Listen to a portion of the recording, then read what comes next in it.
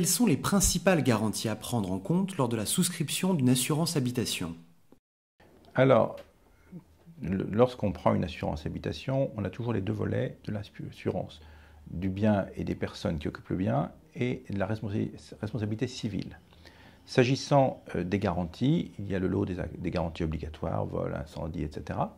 Et il y a aussi les garanties complémentaires que l'on peut prendre.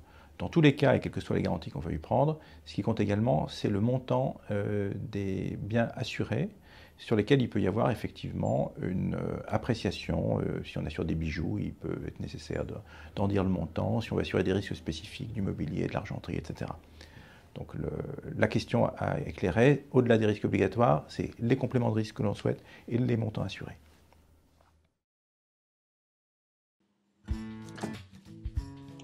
Comprendre l'assurance habitation. L'assurance multirisque habitation regroupe deux types de garanties fondamentales. La garantie de responsabilité civile, c'est l'obligation légale qui incombe à une personne de réparer financièrement le dommage causé à autrui. Et les garanties dommages aux biens, qui vous assurent de la sauvegarde de votre patrimoine mobilier et immobilier en cas de sinistre. Pour évaluer la valeur de ces biens, tout doit être pris en compte.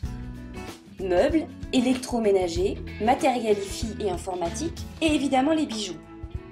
Le mieux est de garder les factures de vos importants achats.